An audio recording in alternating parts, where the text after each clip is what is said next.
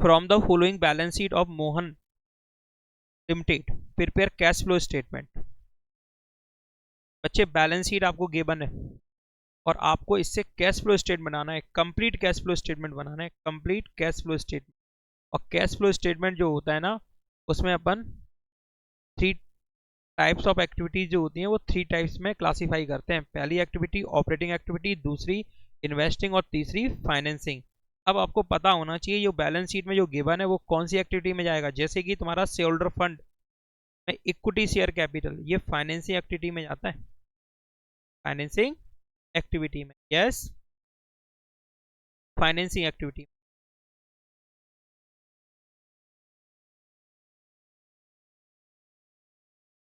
और reserve and surplus, नीचे देखो नोट्स टू अकाउंट में रिजर्व एंड सरप्लस का कुछ दिया है, नहीं दिया। तो रिजर्व एंड सरप्लस का मतलब क्या है, सरप्लस यानी कि balance in statement of profit and loss का ओपनिंग और क्लोजिंग बैलेंस। तो ये आएगा तुम्हारा operating activity. Long term borrowing, financing activity, ठीक है ना। करंट लाइबिलिटी में ट्रेड पेबल्स जो है ना वो जाएंगे तुम्हारे ऑपरेटिंग एक्टिविटी, ठीक है। लॉन्ग टर्म बोरोइंग का नीचे नोट्स टू अकाउंट्स है लॉन्ग टर्म बोरोइंग का, जिसमें बताया गया कि बैंक लोन, क्या बताया गया, बैंक लोन, ठीक है, अच्छी बात है। और शॉर्ट टर्म प्रोविजन का भी नोट्स टू अकाउंट है, शॉर्ट टर्म प्रोविजन जिसमें बताया प्रपोज्ड डिविडेंड, प्रपोज्ड डिविडेंड, ये भी ऑपरेटिंग एक्टिविटी में भी जाएगा ये, और फाइनेंसिंग एक्टिविटी में भी, ऑपरेटिंग एक्टिविटी में भी जाएगा और फाइनेंसिंग एक्टिविटी में। नॉन करंट असेट्स में फिक्स असेट्स, ये इन्वेस्टिंग एक्टिविटी में जाएगा, इसमें इन्वेस्टिंग में। और inventory operating activity, trade receivables operating activity, cash and cash equivalent सबसे लास्ट में अपन एडजस्ट करते हैं नेट इंक्रीज और decrease in cash and cash equivalent के साथ, ओके। अब देखिए नोट्स टू अकाउंट में बैंक लोन, ये जाएगा फाइनेंसिंग एक्टिविटी, बताया था आपको। और प्रपोज डिविडेंड आपको बताया कि ये ऑपरेटिंग एक्टिविटी में भी जाना है और फाइनेंसिंग एक्टिविटी में। फिक्स असेट्स इन्वेस्टिंग एक्टिविटी में, यस। इसका जो डेप्रिसिएशन है वो जाएगा ऑपरेटिंग एक्टिविटी, इसका जो डेप्रिसिएशन होगा वो कहाँ जाएगा, operating activity. Debtor operating activity में, बिल्स रिसीवेबल ऑपरेटिंग एक्टिविटी। और कैश एंड कैश इक्विवेलेंट में बताया गया है बैंक बैलेंस, जिसको अपन एडजस्ट करेंगे अकाउंटिंग सॉरी कैश फ्लो की तीनों एक्टिविटी को एडजस्ट करने के बाद जो नेट इंक्रीज और डिक्रीज आएगा ना उसमें। इसके बाद गिवन है बच्चे आपको एडिशनल इन्फॉर्मेशन, और एडिशनल इन्फॉर्मेशन में दी गई है कि मशीनरी जिसकी कॉस्ट थी 80,000, जिस पर टोटल डेप्रीसिएशन एक्यूमुलेटेड यानी इकट्ठा हो गया है कितना, 50,000 रुपए। यानी मशीन जिसकी कॉस्ट थी 80,000 पर टोटल डेप्रीसिएशन कितना एक्यूमुलेटेड हुआ है, 50,000, इसको सोल्ड कर दिया गया बच्चे 20,000 में। कितनी मजे की बात है, निकाल सकते हो रिटन डाउन वैल्यू। फॉर्मूला होता है cost minus total dep. Cost है 80,000 और टोटल डेप्रिसिएशन है 50,000। 80,000 माइनस 50,000, 30,000 है इसकी रिटन डाउन वैल्यू। अब बात करेंगे प्रॉफिट ऑब्लिक लॉस की। फॉर्मूला होता है selling price minus written down value. Selling price minus written down value, selling price है 20,000 और रिटन डाउन वैल्यू है 30,000। तो बच्चे यहाँ पे तो लॉस हो रहा है कितने का, 10,000 रुपीज का, क्या हो रहा है, लॉस, ओके। तो बच्चे यहाँ पे बनाएंगे मशीनरी अकाउंट जिसमें अपन इसको शो करेंगे। तो देखें किस तरह से कंप्लीट करेंगे इस क्वेश्चन को।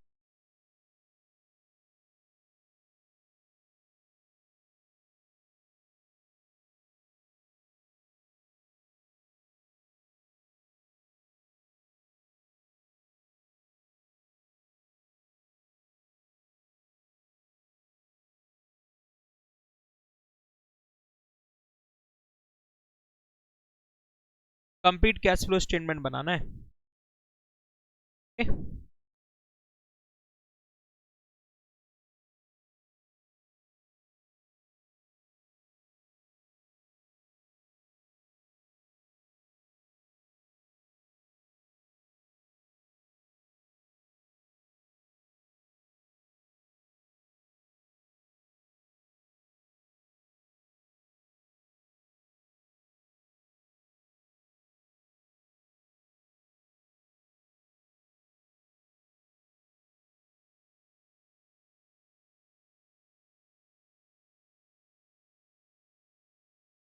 क्वेश्चन नंबर 9,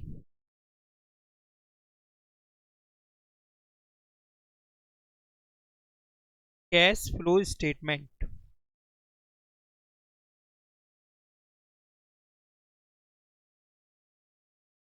किसके लिए बना रहे हैं? मोहन लिमिटेड। लिखेंगे टॉप पर मोहन, ठीक, as eight 31 March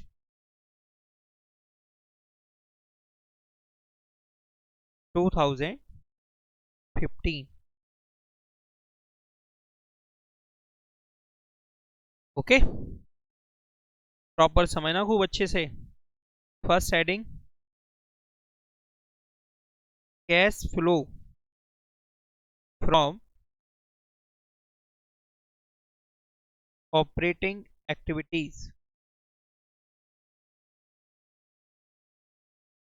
cash flow from operating activities.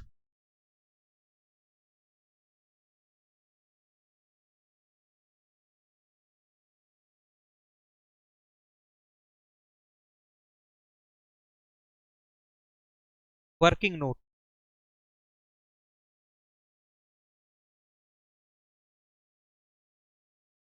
First working note में हम बनाने जा रहे हैं बच्चे machinery account.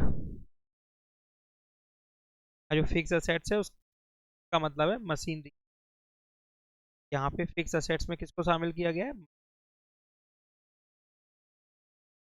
Machinery account.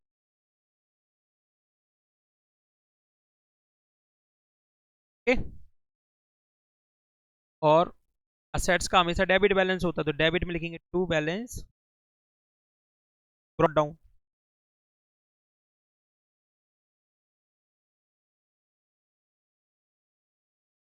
4 lakh rupees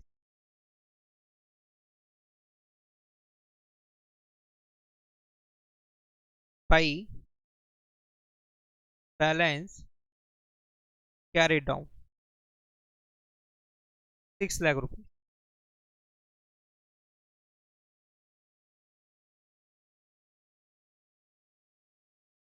ये तो मशीनरी अकाउंट का फॉर्मेट होगा, ठीक है ना। अब तुमको मालूम पड़ा कि ये तो मशीनरी अकाउंट जो है ना, उस पर जो डेप्रीसिएशन की अकाउंटिंग करने का मेथड है वो है provision for depreciation account is maintain. अभी तो बैलेंस दिया गया है, एक्यूमुलेटेड डेप्रीसिएशन।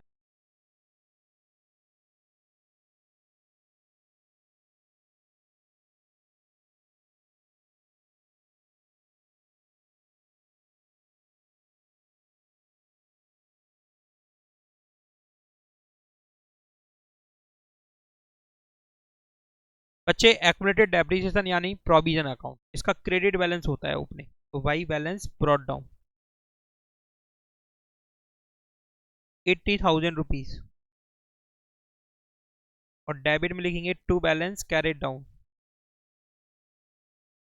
1 लाख रुपीज। ठीक है, यहाँ तक बात सबको समझ में आई?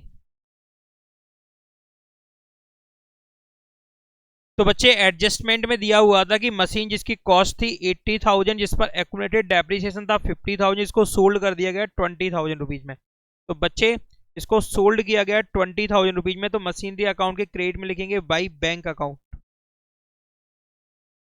20,000 रुपीज। इससे होगा इनफ्लो, जो कि लिखा जाएगा इन्वेस्टिंग एक्टिविटी में। टू एक्यूमुलेटेड डेप्रिसिएशन अकाउंट से ट्रांसफर करेंगे मशीनरी अकाउंट में उस मशीन का डेप्रिसिएशन जिसको आप सोल्ड कर रहे हो, जिसका टोटल डेप्रिसिएशन है 50,000 रुपीज। मशीनरी अकाउंट के क्रेडिट में लिखेंगे by accumulated depreciation account 50,000 rupees.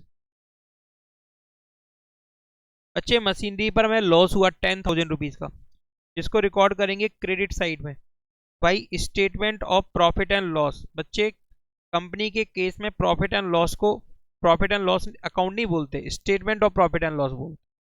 कोई इनकम स्टेटमेंट होता है 10,000 रुपीज, ब्रैकेट में लिखेंगे लॉस, और आपको पता है ये नॉन ऑपरेटिंग एक्सपेंसेस यानी कि लॉस है, जिसको आप ऑपरेटिंग एक्टिविटी में प्लस करेंगे। बच्चे मशीनरी अकाउंट का टोटल करेंगे तो देखते हैं क्रेडिट साइड का टोटल जो है ना वो स्ट्रांग है, जो कि है बच्चे 6,80,000।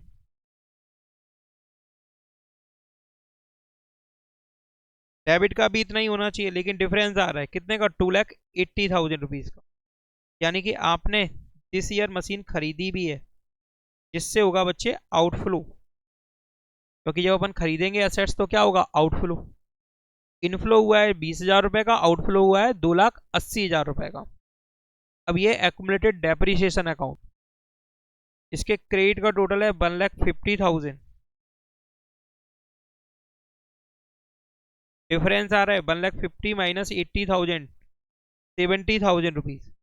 ये है बच्चे करेंट ईयर का डेप्रिसिएशन बाई डेप्रिसिएशन अकाउंट, जिसको प्लस करेंगे ऑपरेटिंग एक्टिविटी में, इसको प्लस करेंगे ऑपरेटिंग एक्टिविटी। ठीक है। वर्किंग नोट में ये तो फर्स्ट वर्किंग नोट हो गया तुम्हारा किससे रिलेटेड, मशीनरी और प्रोविजन फॉर यानी एक्यूमुलेटेड डेप्रिसिएशन रिलेटेड। नेक्स्ट है वर्किंग नोट बच्चे, calculation of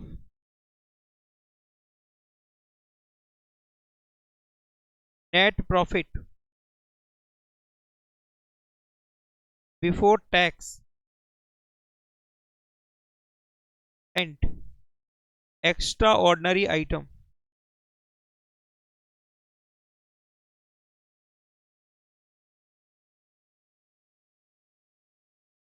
extra ordinary item, net profit before tax and extra ordinary item.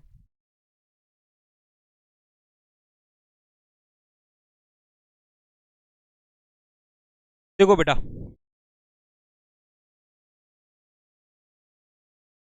Reserve and surplus जो गिवन है, रिजर्व एंड सरप्लस, उसका जो ओपनिंग और closing balance का जो डिफरेंस होगा, ओपनिंग और क्लोजिंग बैलेंस का क्या होगा डिफरेंस, वही क्या होगा नेट प्रॉफिट। तो यहां पे लिखेंगे नेट प्रॉफिट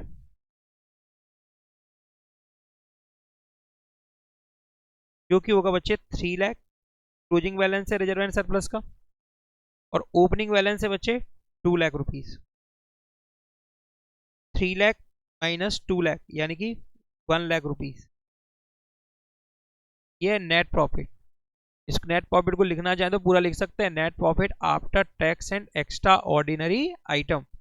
ठीक है, अगर नेट प्रॉफिट प्लान में लिखा हुआ है तो उसका मतलब यही होता है। यदि सिर्फ क्या लिखा हुआ है नेट प्रॉफिट, तो उसका मतलब क्या होता है, net profit after tax and extraordinary items. अब बच्चे इसमें ऐड करेंगे, इसमें ऐड करेंगे propose dividend, proposed dividend.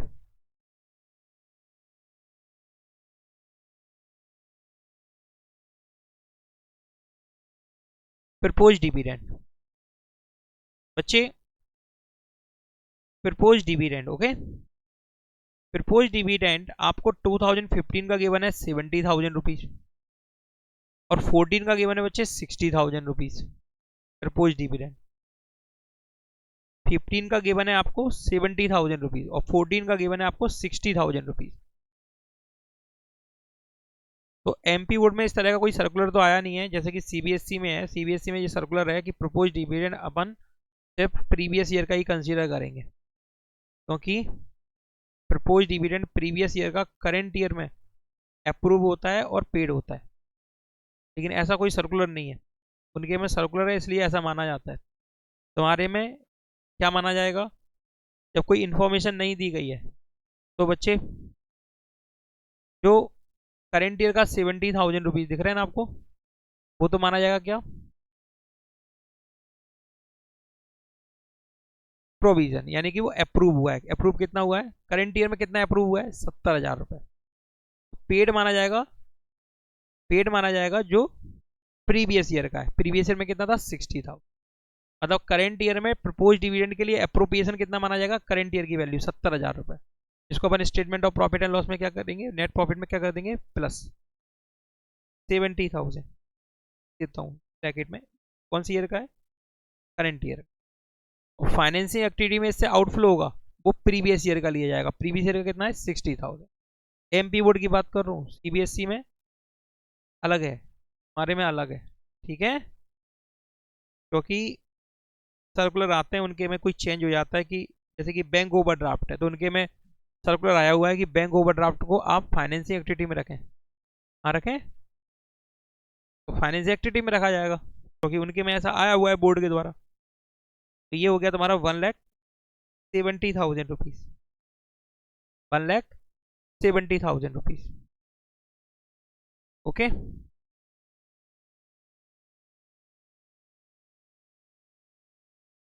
Reserve and surplus का अपन डिफरेंस गलत निकाल गए। कैपिटल का डिफरेंस कर दिया, किसका डिफरेंस कर दिया? कैपिटल का कर दिया है। हेलो, डिफरेंस तो ये है 2 लाख माइनस 1,60,000। भाई 2 लाख माइनस 1,60,000, बात नहीं करो बेटा, सामने देखो।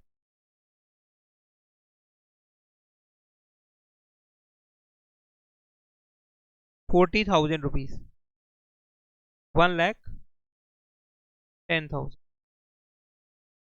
ये है बच्चे net profit before tax and extraordinary item.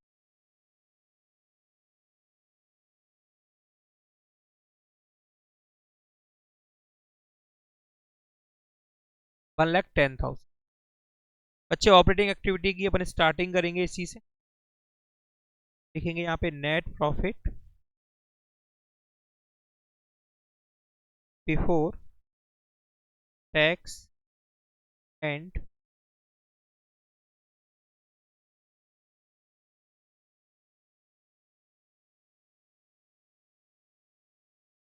One lakh 10,000। Okay, 1,10,000।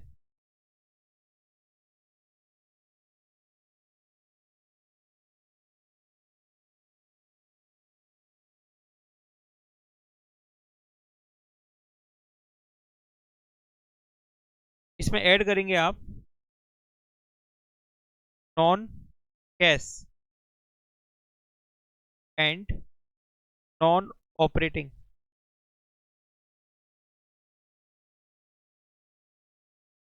Expenses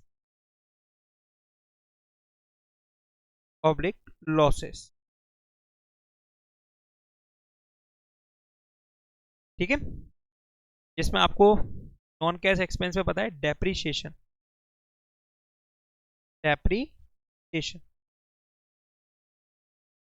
depreciation जो आपने कैलकुलेट किया था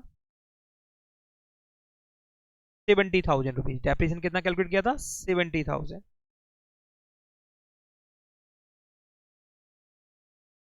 ओके, और प्लस करेंगे loss on sale of machine. ये डेप्रीशिएशन भी मशीनरी में था। 10,000 रुपीज लॉस कितना हुआ था बच्चे? 10,000 रुपीज।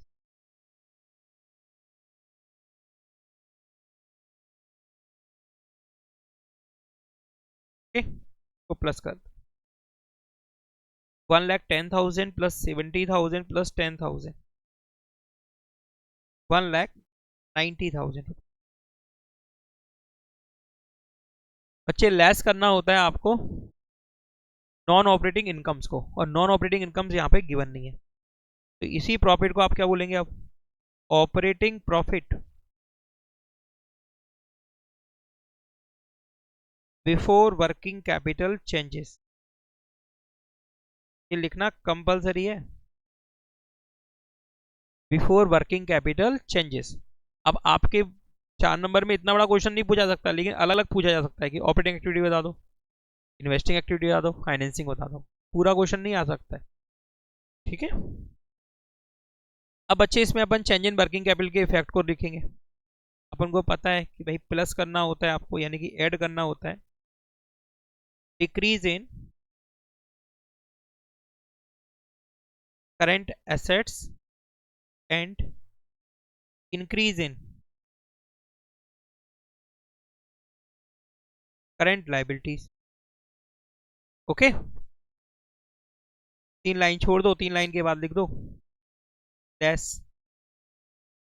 क्योंकि जब अपन ऊपर चेक करेंगे ना तो प्लस माइनस जो भी करना है डायरेक्ट यहाँ पे लिख देंगे। तो हेडिंग डाल देते हैं minus increase in current assets and decrease in current liabilities. Okay, अब चलो देखते हैं अपन करंट एसेट्स और करंट लाइबिलिटीज को। तो सबसे पहले करंट लाइबिलिटीज में तुमको मिला ट्रेड पेबल्स 1,40,000 इसकी ओपनिंग बैलेंस है, यानी लास्ट ईयर ये इसकी वैल्यू क्या थी 1,40,000 और दिस ईयर इसकी वैल्यू क्या है 1,20,000। ये तो डिक्रीज हो गया 20,000 रुपीज से। और डिक्रीज इन करंट लाइबिलिटी को हमें माइनस करना होता है, और 20,000 को हम क्या करेंगे माइनस, ट्रेड पेबल है ना, ट्रेड पेबल 20,000 रुपीज। बच्चे यहाँ पे आप देख रहे हो कंप्लीट बना रहे हैं ना, इसलिए इसलिए डायरेक्ट इसको पहले वाले कॉलम में रख दिया। अब ये माइनस आइटम है इसलिए हम इसको किस में रख रहे हैं ब्रैकेट में। ठीक है, जब कंप्लीट बनाते हैं तो इस तरह से प्रेजेंट करना है। ट्रेड पेबल हो गया। शॉर्ट टर्म प्रोविजन में तुमको पता है प्रपोज डिविडेंड है, उसको कुछ नहीं करना है यहाँ पे, है ना। अब जाइए इन्वेंट्री पे 1,30,000। अब वैल्यू क्या है इसकी 1,50,000। ये तो इंक्रीज हो रही है, क्या हो रही है बच्चे इंक्रीज। और इंक्रीज इन करंट असेट्स को आप क्या करते हैं माइनस करते हैं। तो यहाँ लिखेंगे आप इन्वेंट्री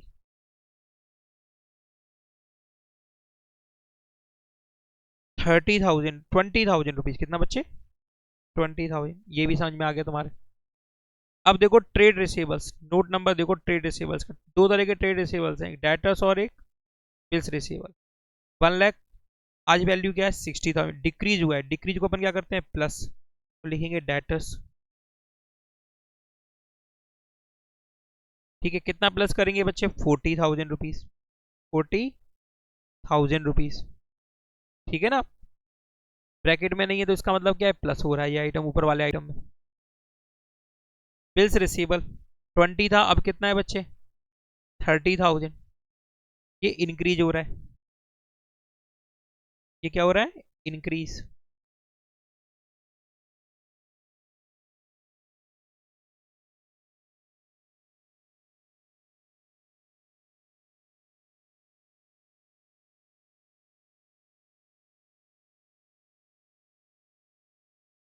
बिल्स रिसीवेबल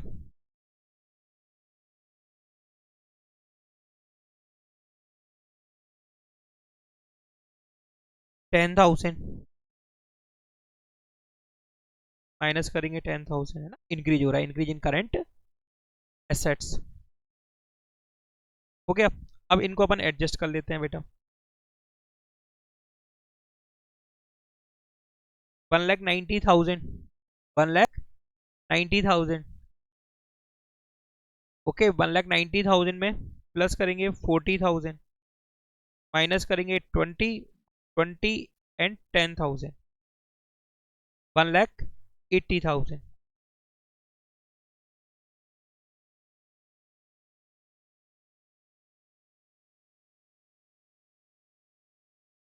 तो ये 1,80,000 बच्चे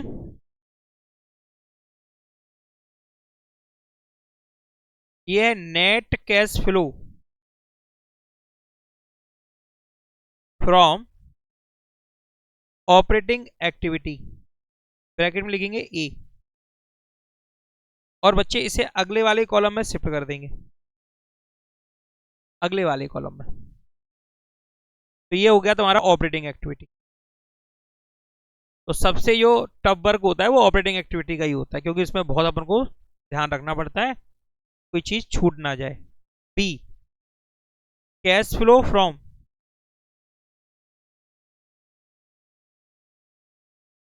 इन्वेस्टिंग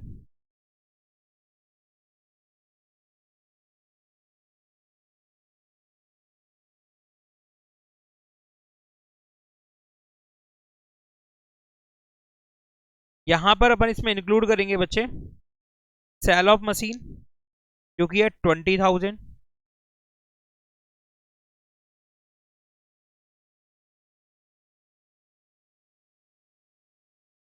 ठीक है, इनफ्लो होगा, इससे क्या होगा बच्चे, इनफ्लो, इसलिए विदाउट ब्रैकेट रखा हुआ है।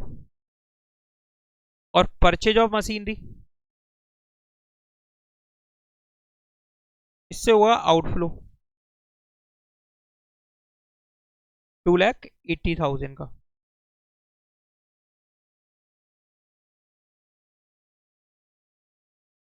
$2,80,000 का, इससे क्या होगा बच्चे, आउटफ्लो। दो ही आइटम है इन्वेस्टिंग एक्टिविटी से रिलेटेड। 2,60,000 वो भी माइनस का, सामने लिखेंगे net cash used, net cash used in investing activity P, और इसे अगले वाले कॉलम में शिफ्ट कर देंगे। ओके, अब लिखेंगे C, cash flow from, cash flow from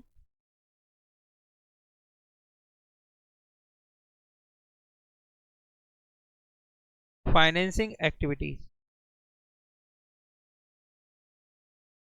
cash flow from financing activities. Okay, और इसमें बच्चे आप देखेंगे equity share capital, equity share capital, बच्चे equity share capital previous year में 2 लाख रुपीज थी और दिस ईयर के एंड में कितनी है, 3 लाख।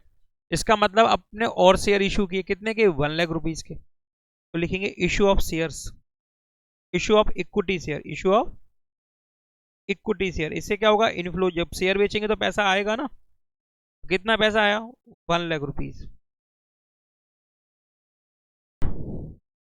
तो इशू ऑफ इक्विटी शेयर्स, ठीक है, इशू ऑफ इक्विटी शेयर से कितना इनफ्लो होगा बच्चे, 1 लाख। क्योंकि जब अपन शेयर बेचते हैं तो क्या होता है बच्चे, ऐसा आता है, इनफ्लो होगा। और देखो लॉन्ग टर्म बोरोइंग में बैंक लोन था ना 1 लाख रुपीज, और अब कितना है 20,000, डिक्रीज हो रहा है। लोन कब डिक्रीज होता है, जब अपन पेमेंट कर देते हैं, लोन अपन लेते हैं तो पैसा आता है, और लोन का जब अपन रीपेमेंट करते हैं तो पैसा क्या होता है, जाता है। जाने को ही क्या बोलते हैं, आउटफ्लो, तो इससे आउटफ्लो होगा। लिखेंगे रीपेमेंट ऑफ बैंक लोन, या पेमेंट बैंक लोन, ब्रैकेट में लिख दो क्या, पेमेंट, बैंक लोन का क्या हुआ है बच्चे, पेमेंट हुआ है 20,000 रुपीज का, निगेटिव वैल्यू है, इसलिए कहाँ लिखेंगे, ब्रैकेट में। इसके बाद है बच्चे प्रपोज डिविडेंड, प्रपोज्ड डिविडेंड, आपको बताया था हमने प्रपोज डिविडेंड के बारे में कि करंट ईयर का तो ऐड करेंगे ऑपरेटिंग एक्टिविटी में, और प्रीवियस ईयर का आउटफ्लो होगा कहाँ पे, फाइनेंसिंग एक्टिविटी में। प्रीवियस ईयर कितना दिखाई दे रहा है आपको, 60,000, 60,000 से क्या होगा, आउटफ्लो। इतनी बात समझ में आई आपको, डिफरेंस करेंगे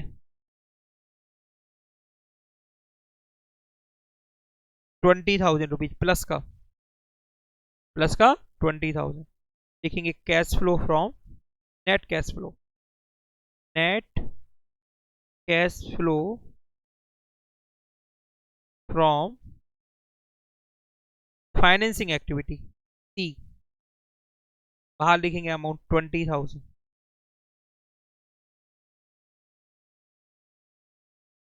20,000। ओके, ये हो गया यहां तक। अब देखो बच्चे, अब इस वाले कॉलम का काम है।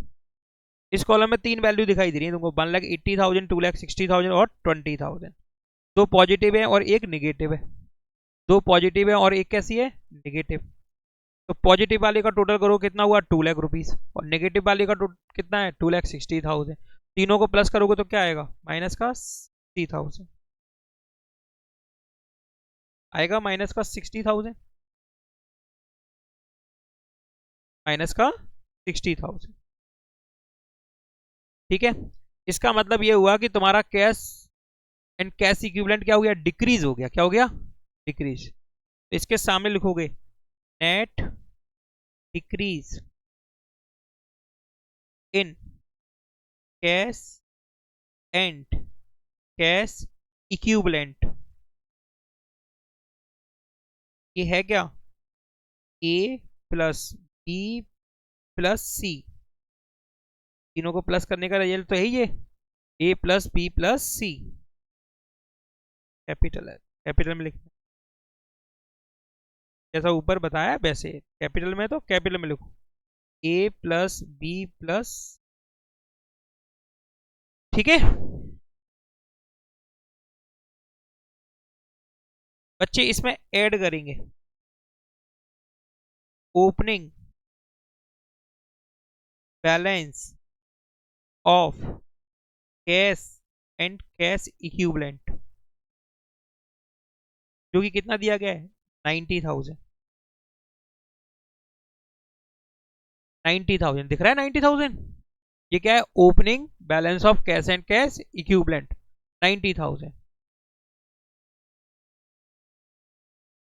अब तुम देखोगे 90 को इसमें क्या करोगे ऐड, ये तो माइनस का है 60 और 90 किसका है पॉजिटिव, तो डिफरेंस आएगा कितना 30,000, वो भी किसका आएगा प्लस का। और ये हमेशा क्या इंडिकेट करेगा, closing balance of cash and cash equivalent को। इसलिए ये क्वेश्चन के साथ आंसर भी आता है, क्या आता है आंसर, यानी कि नेट डिक्रीज एंड इंक्रीज कितना आता, इन दोनों का डिफरेंस, दोनों का क्या डिफरेंस। तो देखो बच्चे यहाँ लिखेंगे अपन closing balance of cash and cash equivalent. इस तरह से आपको बनाना होता है complete cash flow statement, complete cash flow statement. दिख रहा है, देख लो। From the following balance sheet of computer India limited prepare cash flow statement. और तुम देख रहे हो ऊपर क्या लिखा हुआ है, रुपीज इन 000, है ना, 3 जीरो तो कॉमन ही ले लिए गए, क्या ले लिए गए कॉमन।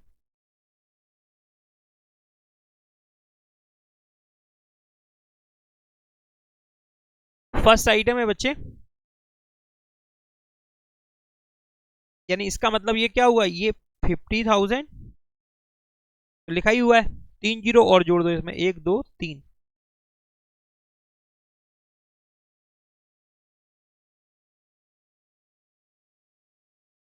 कितना बना 5 करोड़। 5 करोड़ से क्या 3 जीरो यहाँ पर उठा के ऊपर रख दिए, तो इसको क्या पढ़ा जाएगा 50,000। ओके, ये ऊपर कॉमन का मतलब है, कॉमन, ये कॉमन ले लिए 3 zero. Yes,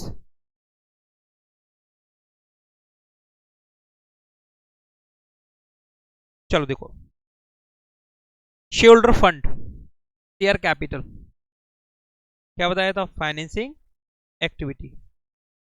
reserve and surplus note दिया हुआ है तो नोट पढ़ना, दोनों ही आइटम कहाँ जाने हैं ऑपरेटिंग एक्टिविटी, ये क्या लिख दोगे operating activity. 10% debentures financing activity. Short term borrowing, देखो शॉर्ट टर्म बोरिंग में क्या है bank overdraft, short term borrowing में क्या है बैंक ओवरड्राफ्ट।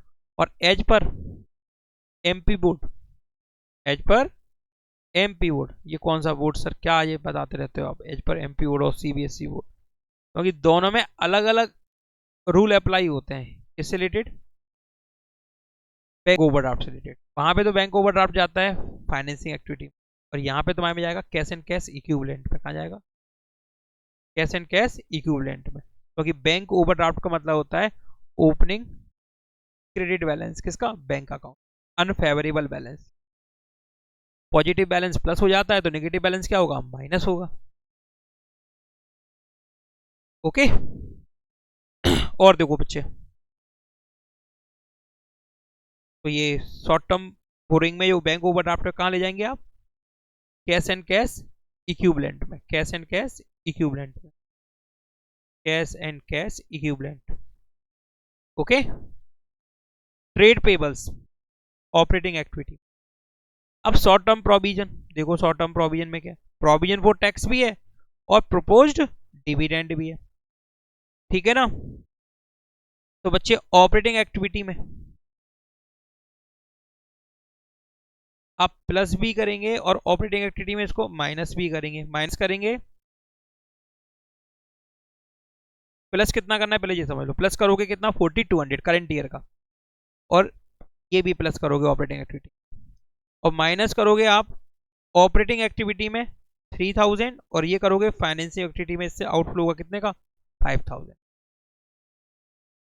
टैक्स पेड से जो आउटफ्लो होगा वो कहाँ रिकॉर्ड किया जाएगा, ऑपरेटिंग एक्टिविटी में। लेकिन प्रपोज डिविडेंड से जो आउटफ्लो होगा वो रिकॉर्ड किया जाएगा फाइनेंसिंग एक्टिविटी, क्योंकि प्रपोज डिविडेंड, डिविडेंड का संबंध किससे है, शेयर से, और शेयर से रिलेटेड जो भी चीजें होती हैं वो कहाँ आती है, फाइनेंसिंग एक्टिविटी। टेक्निकल क्वेश्चंस होते हैं ये, ठीक है। तो ऑपरेटिंग एक्टिविटी में भी और financing. Fix assets notes to account है, इन्वेस्टिंग एक्टिविटी में जाएगा, और कुछ डेप्रिसिएशन वगैरह जो भी होगा वो जाएगा ऑपरेटिंग एक्टिविटी में। Inventory operating activity, trade receivables operating activity, cash and cash equivalent net increase और डिक्रीज में क्या होगा, प्लस या माइनस। ओपनिंग को प्लस करेंगे, क्लोजिंग सामने आ जाएगा। अदर करंट एसेट्स में आपको प्रीपेड एक्सपेंसेस दिए गए, ये आएगा ऑपरेटिंग एक्टिविटी में, वर्किंग कैपिटल चेंजेस में, वर्किंग कैपिटल चेंजेस में। इतनी बात समझ में आई बच्चे आपको, ये ऑपरेटिंग एक्टिविटी में, ये भी ऑपरेटिंग एक्टिविटी। बैंक ओवरड्राफ्ट भी ऑपरेटिंग में आएगा, कैश एंड कैश इक्विवेलेंट में, cash and cash equivalent. Short term provisions में, provision for tax operating activity में, और प्रपोज डिविडेंड ऑपरेटिंग और फाइनेंसिंग में। ये फिक्स असेट्स इन्वेस्टिंग एक्टिविटी में, और एक्यूमुलेटेड डेप्रिसिएशन ऑपरेटिंग एक्टिविटी। इसका डिफरेंस, क्योंकि यहाँ पे तुम्हें फिक्स एसेट्स बनाने की जरूरत नहीं है। रीजन, क्योंकि यहाँ पे आपको एडजस्टमेंट दिया ही नहीं गया, तो यहाँ पे तो इंटरेस्ट ऑन डिबेंचर्स दिया गया। क्या दिया गया, अब इससे भी बढ़िया पॉइंट बनेगा, ये भी एनसीईआरटी क्वेश्चन है। इंटरेस्ट पेड ऑन डिबेंचर्स, बच्चे इंटरेस्ट पेड किया तो प्रॉफिट एंड लॉस अकाउंट में इसको कहाँ लिख दिया हुआ, डेबिट में, जबकि यह है क्या, नॉन ऑपरेटिंग आइटम, क्योंकि इसका संबंध किससे, फाइनेंसिंग एक्टिविटी। किससे संबंध है इसका, फाइनेंसिंग एक्टिविटी से। तो इसको इससे फाइनेंसिंग एक्टिविटी में तो क्या होगा, इससे आउटफ्लो, और इन्वेस्टिंग एक्टिविटी में इसको करोगे, ओ सॉरी, ऑपरेटिंग एक्टिविटी में करोगे इसको प्लस, क्योंकि ये क्या है, non operating expenses, non operating expenses, non operating expenses. Operating का मतलब बिजनेस के ऑपरेशन से इसका कोई मतलब नहीं है। इसका मतलब तो तुमने जो डिवेंचर इशू किए ना उस पर ब्याज दिया है, क्या दिया है, ब्याज। अब आपको कंप्लीट करना है क्वेश्चन, देखो सामने question number 10।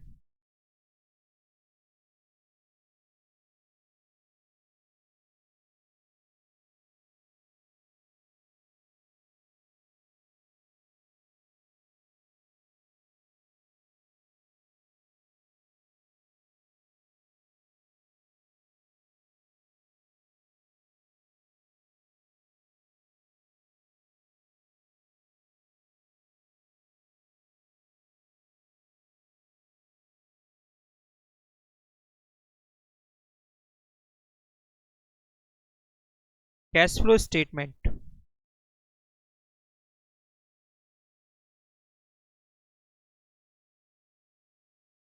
Cash flow statement,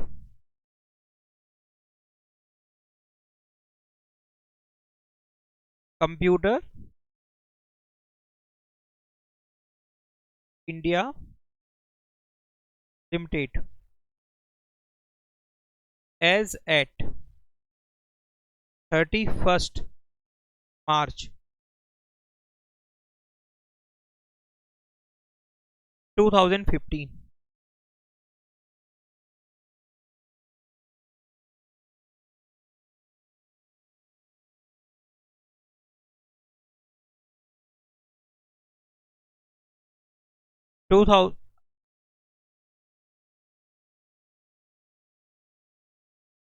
okay,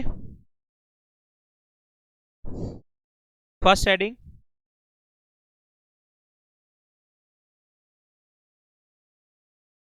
cash flow from, cash flow from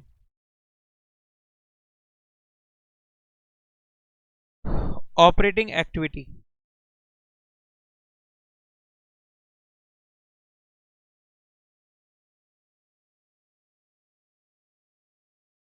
cash flow from operating activity.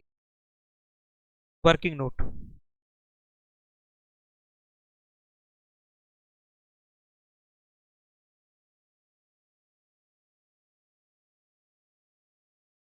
Net profit.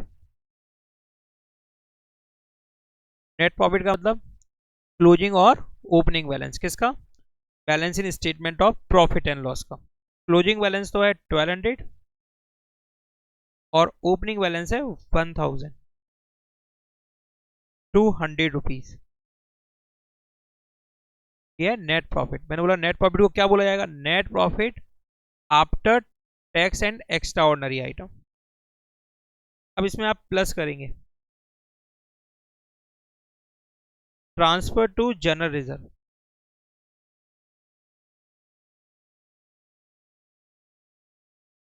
Transfer to general reserve,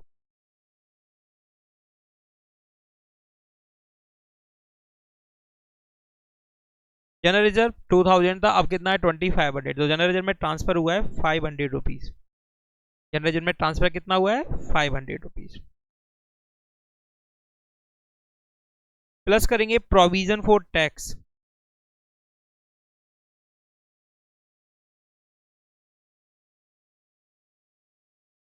taxation या टैक्स 4200 रुपीज। 4200 रुपीज। प्लस करेंगे बच्चे प्रपोज डिविडेंड,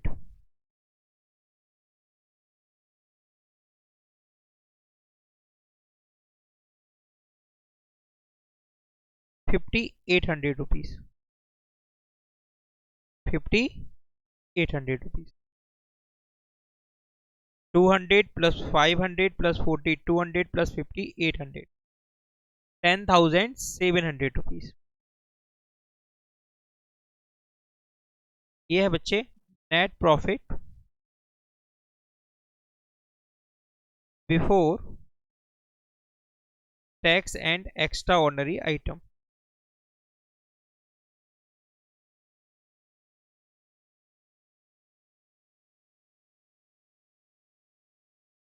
ओके, लिखेंगे net profit before tax and extraordinary items 10,700। Add करना है बच्चे आपको non cash and non operating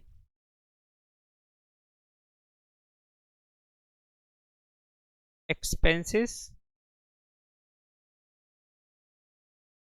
losses. बच्चे देखिए डेप्रिसिएशन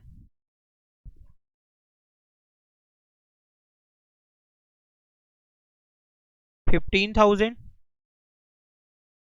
और 11,000, दोनों में डिफरेंस कितना दिखाई दे रहा है 4,000। तो ये 4,000 क्या है, करंट ईयर का depreciation. Depreciation on fix assets,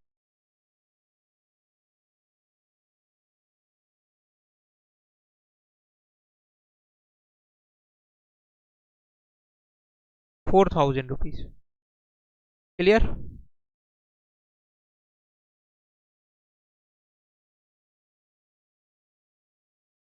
बच्चे इंटरेस्ट पेड यानी कि इंटरेस्ट ऑन डिवेंचर्स, ये non operating expenses. Interest on debentures 600 rupees.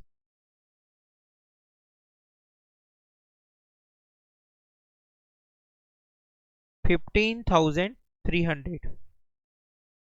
15,300। Operating profit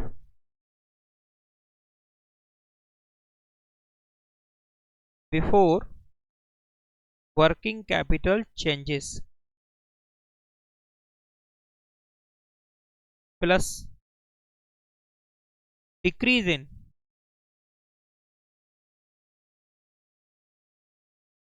current assets and increase in current liabilities minus increase in current assets and decrease in current liabilities। Okay, चलिए check करते हैं।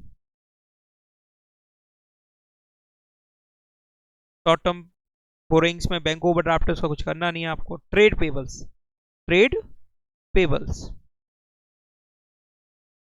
तो भाई trade payables 12,000 के थे, आज कितने के? 11,000 के, यानी कि डिक्रीज हो रहे हैं। क्या हो रहे हैं बच्चे?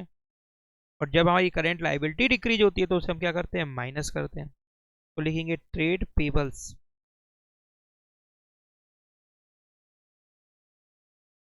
1,000 रुपीज।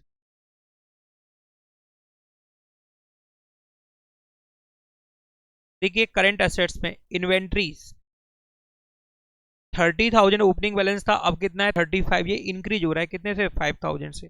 और इंक्रीज इन करंट एसेट्स को हम करते हैं माइनस, तो लिखेंगे inventory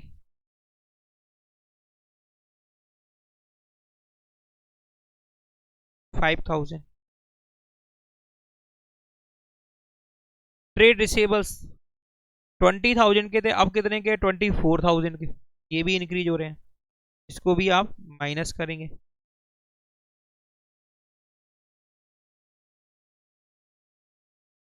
four thousand,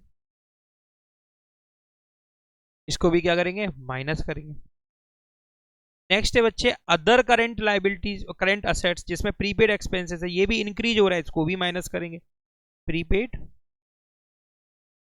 expenses 200 rupees. Okay बच्चे, यहां पर डिक्रीज इन करंट असेट्स और इंक्रीज इन करंट लाइबिलिटी कुछ भी नहीं है, डैश लगा देंगे बस। ओके तो 15,300 minus 1,000 minus 5,000 minus 4,000 and 200, 50 100, 50 100, 50 100। Okay अब इसमें से हम माइनस करेंगे टैक्स पेड। ये बताया था नोट्स टू अकाउंट्स में प्रोविजन फॉर टैक्सेशन में कि आप ऑपरेटिंग एक्टिविटी में माइनस करेंगे माइनस 3,000। लिखेंगे माइनस टैक्स पेड 3,000,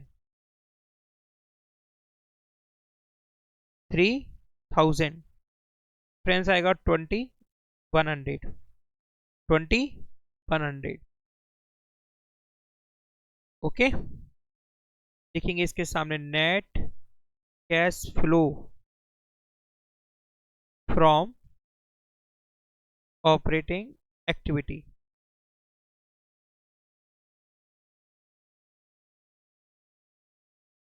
और नेक्स्ट वाले कॉलम में इसको लिखेंगे 2,100। B cash flow from investing activity.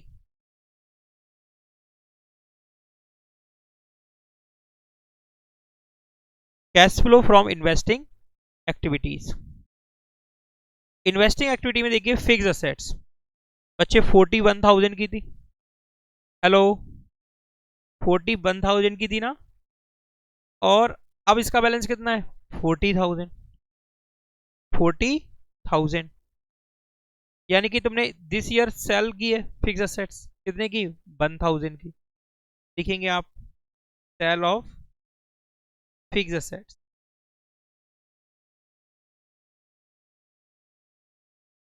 1,000। बच्चे सेल करेंगे तो क्या होगा? इनफ्लो होगा। सेल करेंगे तो क्या होगा? Inflow.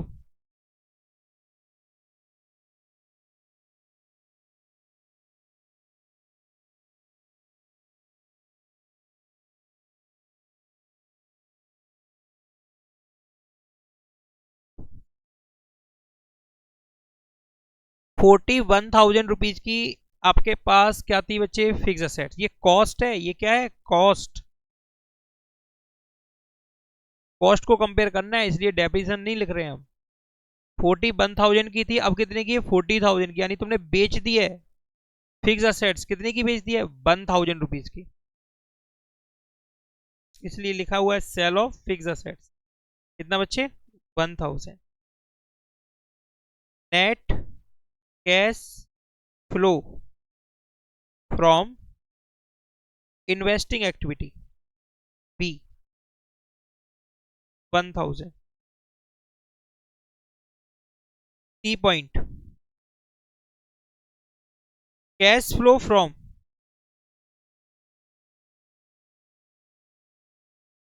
Financing activity.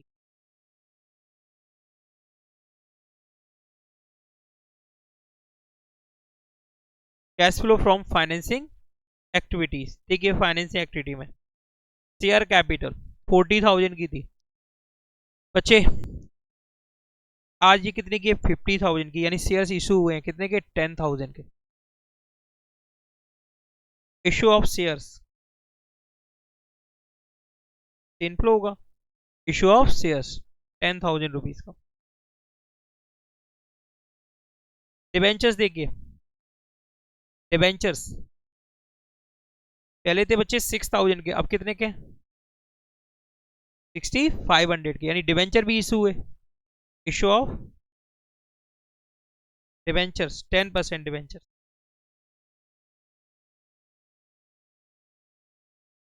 Issue of 10% debentures 500 issue करते हैं तो क्या होता है? इनफ्लो।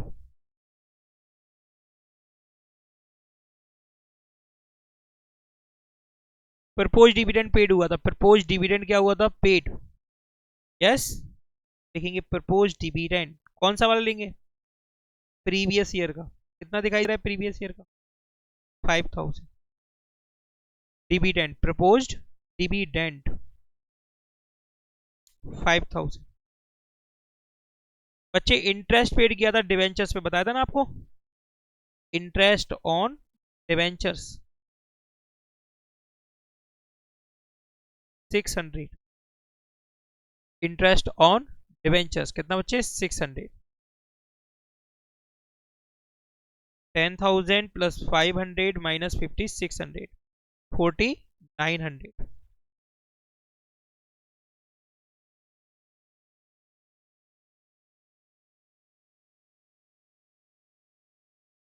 पॉजिटिव है ना? क्या लिखेंगे यहाँ पे?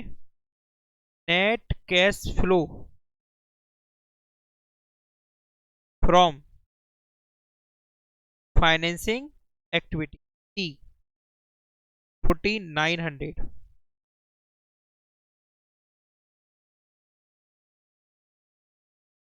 4,900।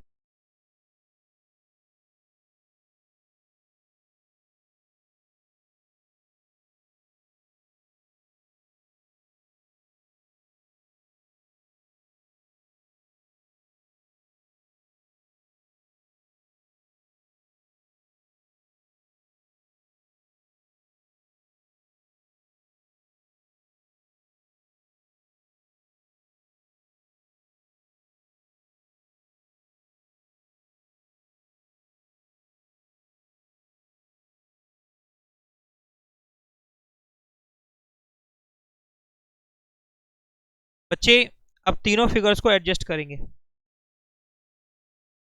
2,100 प्लस 1,000 प्लस 4,900, 8,000 रुपीज प्लस का आएगा 8,000 रुपीज। ओके, प्लस का कितना आएगा? 8,000। इसको बोलेंगे net increase in cash and cash equivalent. Net increase in cash and cash equivalent.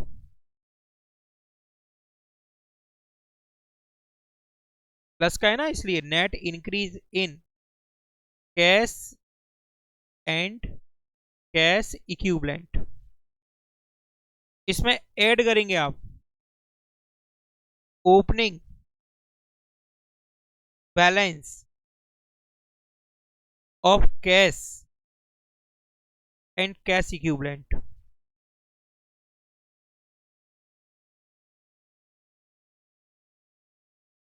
Okay बच्चे, ओपनिंग बैलेंस तुमको दिया गया 1200 रुपीज, इसका कैश एंड कैश इक्विवेलेंट का पॉजिटिव बैलेंस दिया गया है।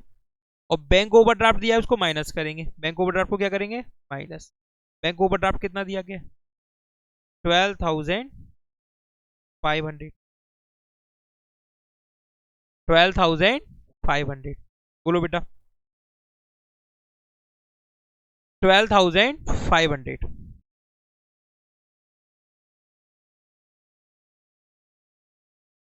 तो 1200 माइनस 12,500 डिफरेंस आएगा 11,300, वो भी माइनस का।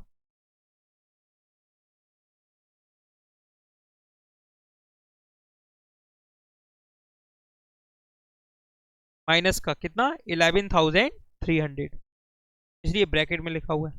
माइनस करेंगे इसमें से 8,000, 11,300 में से माइनस करेंगे 8,000, 3,300 माइनस का, 3,300 किसका आएगा, माइनस का, जो कि है बच्चे closing balance of cash and cash equivalent.